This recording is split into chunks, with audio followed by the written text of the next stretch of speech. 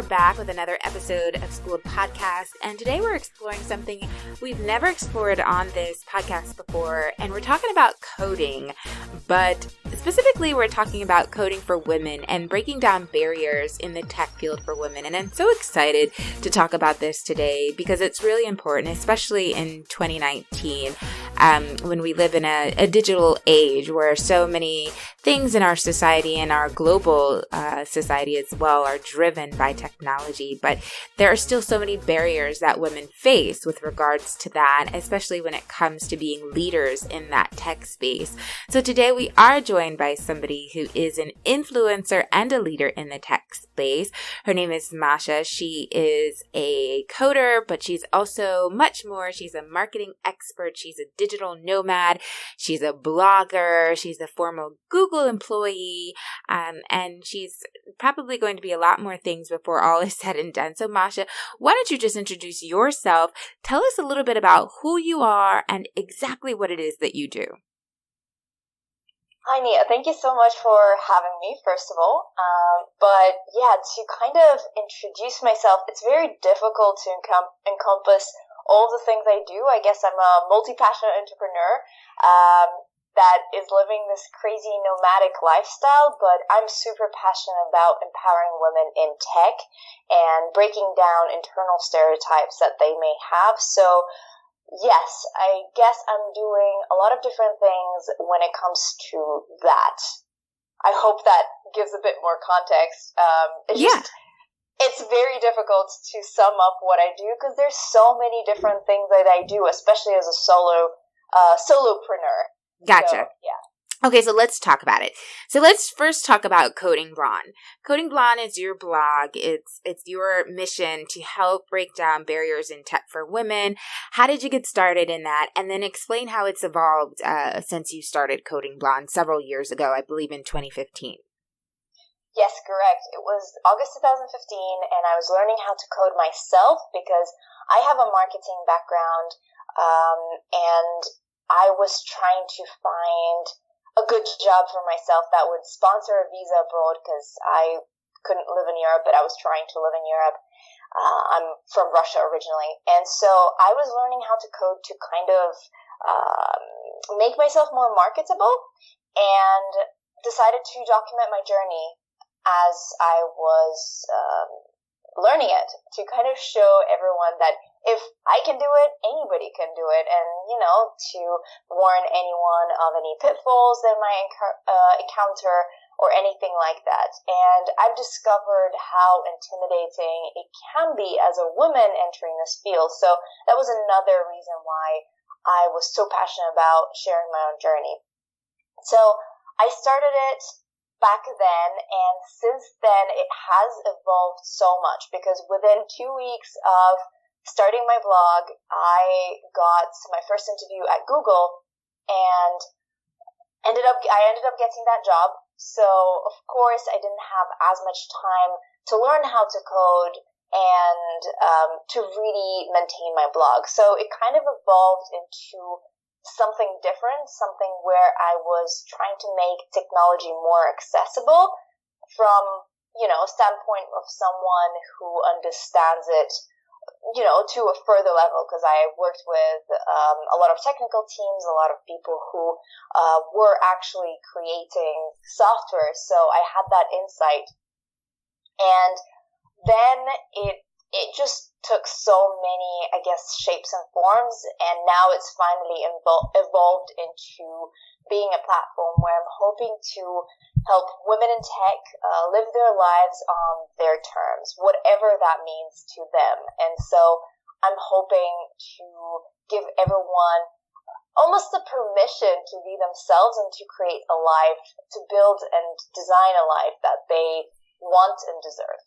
And what did you do at Google, and how did that help you in this mission? Yes, absolutely. So I was part of the YouTube team. I was working with YouTube creators, and I was on the team that was helping educate them on content strategies, right? So how to create content for their audiences that resonates with their audience, how to grow their channels, teaching them all about analytics and also helping them monetize their businesses, essentially. So that definitely helped me.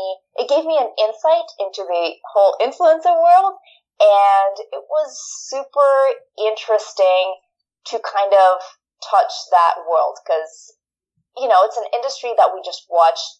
We're watching it evolve, right? It's so new, and it was very interesting to interact with people who are on the forefront of the industry.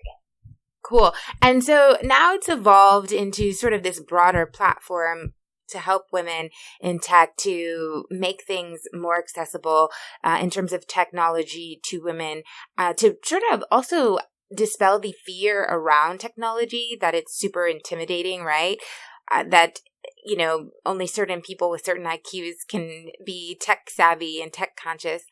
And you do that partially by playing on the word blonde. Tell me what that means exactly in terms of coding blonde.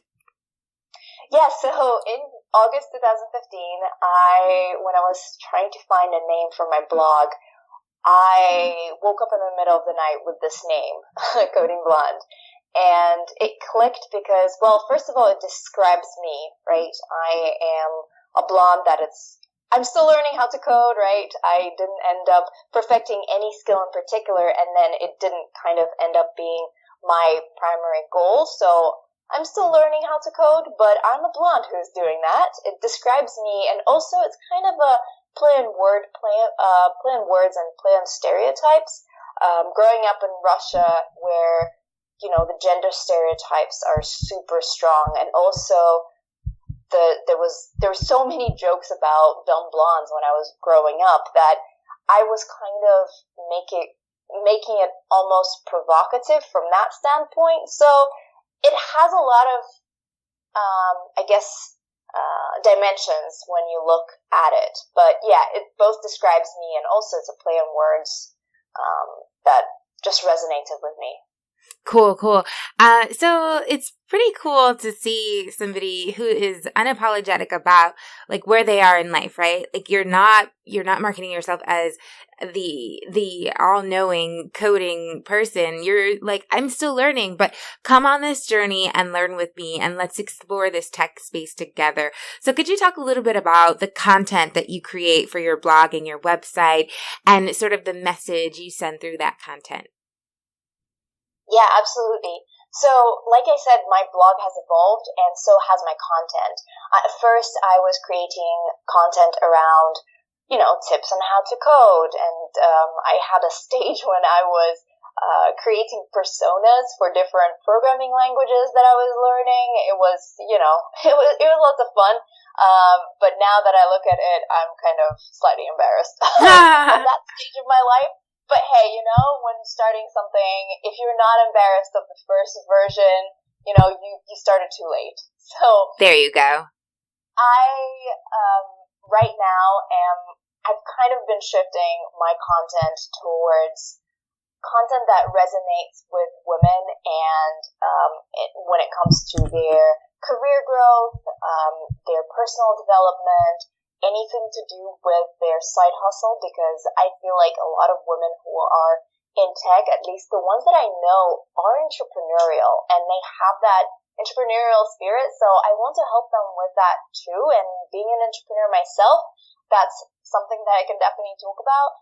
And, I also am traveling right now as I work, and I know that, well, as part of Google, I traveled so much for work. I think I took something like 118 flights in my 2 years there.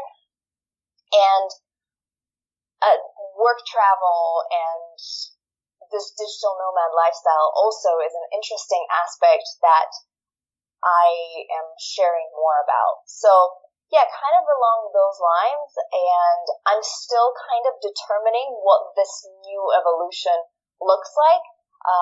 So yeah, I'm very excited to find out and share something more concrete once that kind of formulates. But another initiative that I started not that long ago, well, actually 6 months ago, it's called Women in Tech Weekly, and I share stories and celebrations of women in the online community, what women in tech in the online community.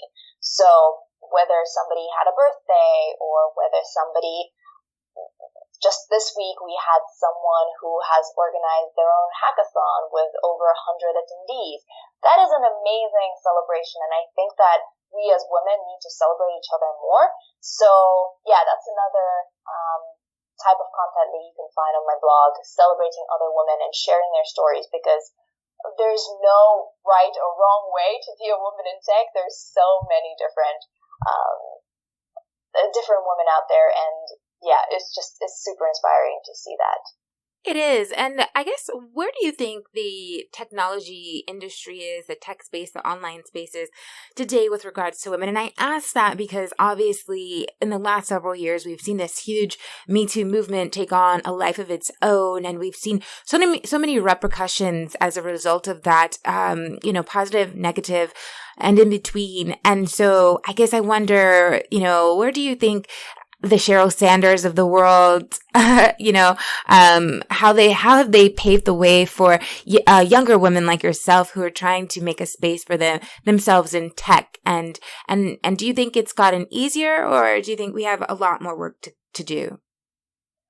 I think that we are work in progress. There's definitely a lot of work left to do, but what I love seeing is how women who do get into tech, how determined they are, and how unapologetic some of them are about who they are, and they are looking for companies whose cultures will accommodate that. So I feel like they're kind of almost dictating companies how to behave around them.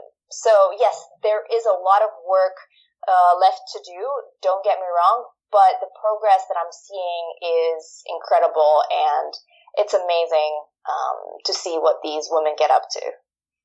And I guess in my question for you is, when you were at Google, what kind of challenges or hurdles did you face as a woman working in the tech space, trying to make inroads in that arena? I personally was very lucky. I haven't really witnessed too many challenges that were based on my gender. Or maybe, I didn't perceive them so because I was just determined to do my best job. And also we had so many women on our team. But then again, I wasn't on a technical team, right? I was more on the business side of things. So maybe there are women in that organization that do face those challenges because of their gender, but I was very lucky not to have experienced those. Of course, there were some, comments now and then that were pretty biased, but the thing is, we always had this biases trainings, and sometimes it just took speaking out and saying, hey, I think you might be biased and what you're saying can come out wrong. I just want to let you know that maybe you should take this test or something like that. So, yeah, I didn't face any significant challenges when working there. Great. So I guess, what challenges have you faced personally while trying to build your brand and make inroads in the influencer space, especially when it comes to helping women in tech? And what are some of the biggest lessons you've learned so far? The challenges that I've faced the most, I guess, have been to do with finding my audience, finding the people that I want to reach out to. Because with the name Coding Blonde, I sometimes attract, I don't want to say the wrong audience, but just not the audience that I'm looking for.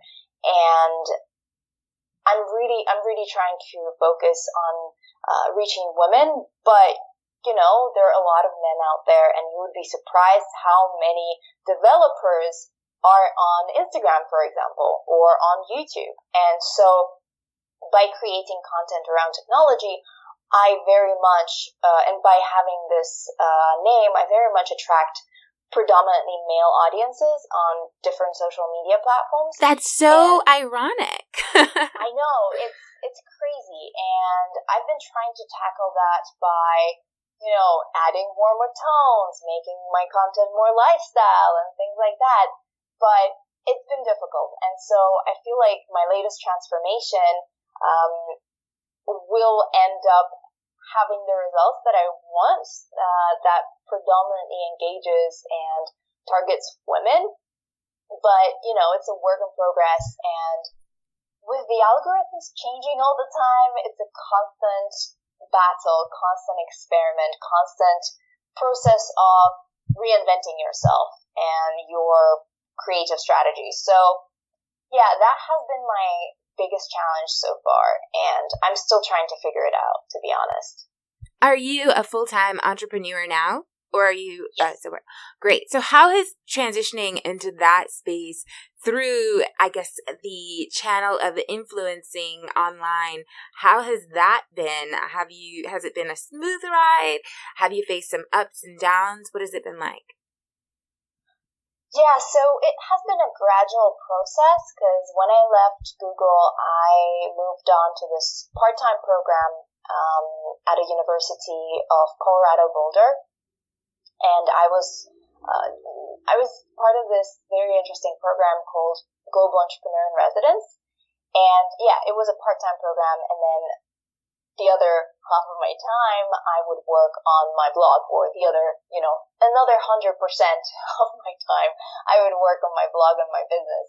So it has been a smoother transition, because I already was doing it part-time, but I went full-time in mid-February, and it's been difficult because, as any entrepreneur probably faces, I had so many uncertainties, and I had only myself to rely on for everything, right? And so the next paycheck wasn't guaranteed. And in this influencer space, it is very volatile. The advertising industry is incredibly, it just fluctuates so much. There's seasonal fluctuations and other variables that influence that. So, it's just been very uncertain, and I guess finding my way around that has been very interesting, and then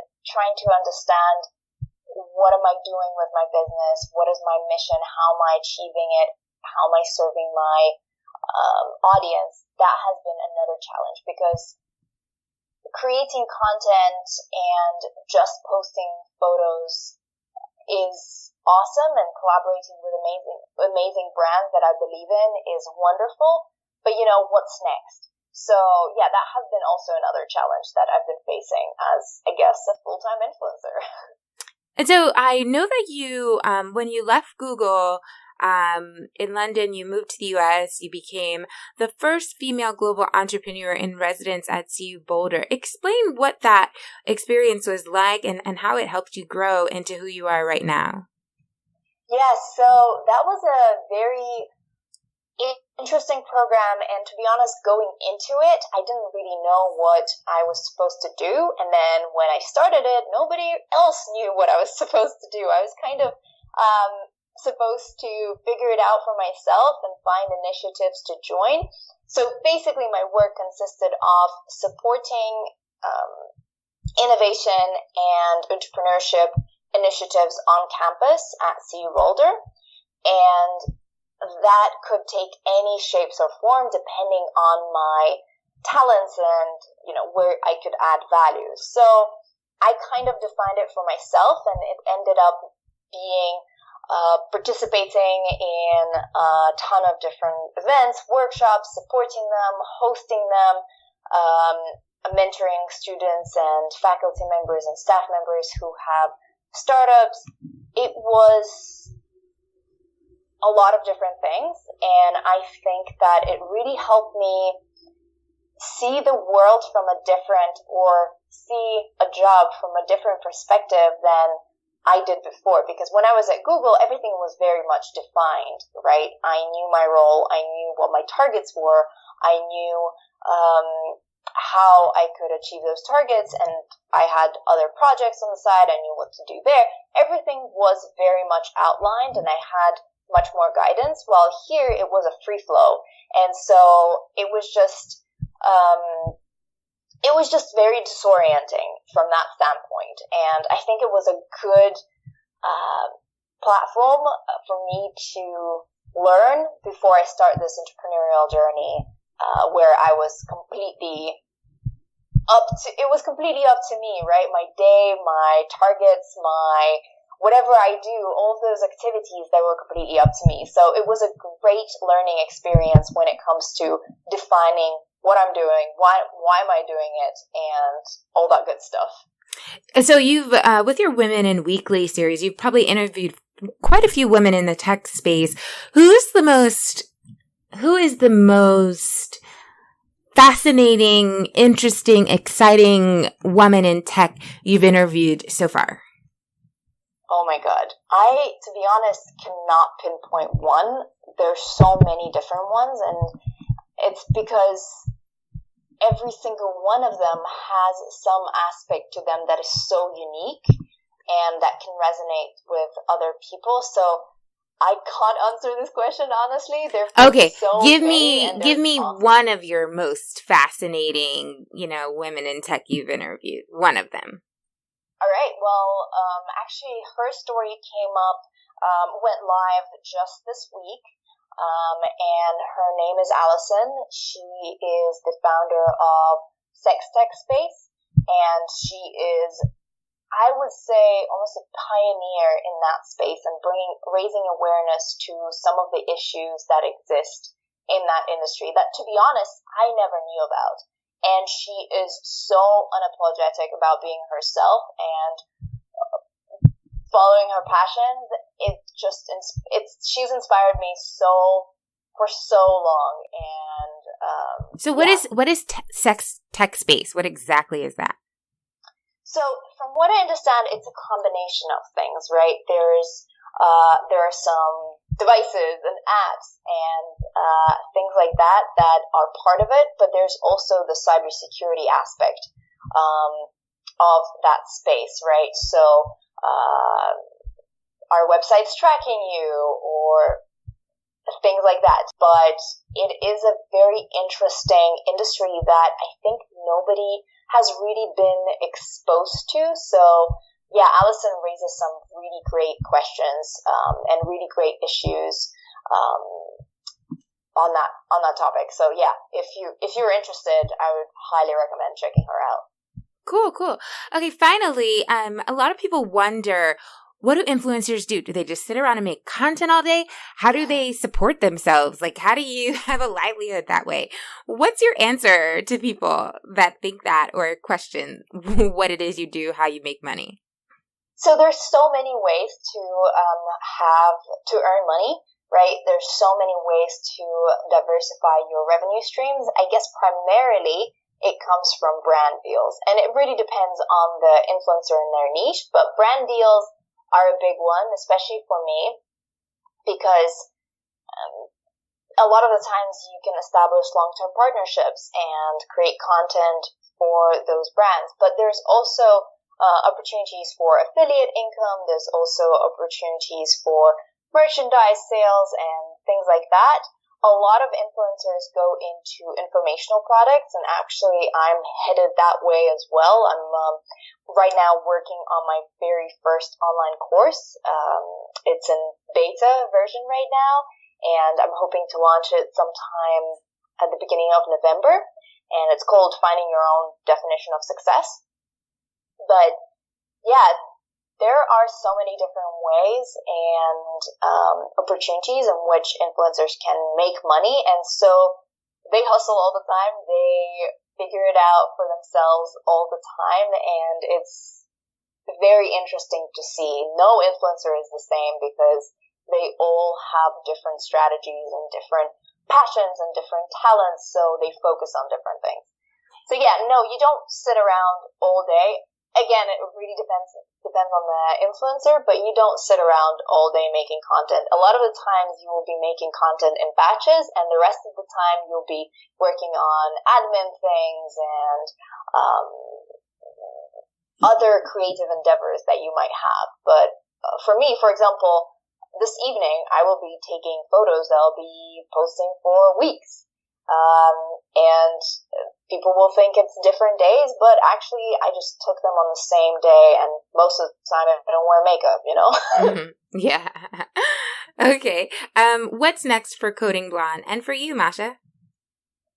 So, like I said, I'm very much headed towards online education, and I'm hoping to launch a bunch of courses that add value to women in tech that are creating their dream lives. And yeah, I'm really hoping to make Coding Blonde a space, kind of a landing page for any woman in tech, whether they're starting out or they're mid-career, just so that they can get inspired, find some resources, or find other women that they can follow, connect with, or get inspired from, or learn from. Because I believe that it is so important to support women, and that's the only way we could ever tackle these stereotypes, especially the ones that we have in our heads, because we need a support system for that. Cool. And where can people find you on social media? Yes, absolutely. You can find me as Coding Blonde on most social medias, and codingblonde.com is my website. So hopefully see you there. Thank you so much. I'm so glad you could join us. And of course, for everybody listening to us, you can find Schooled Podcast on Instagram at Schooled Podcast. We're also on Twitter at Schooled Podcast. And then just search us on Facebook, SKOOLED. Thanks. Bye.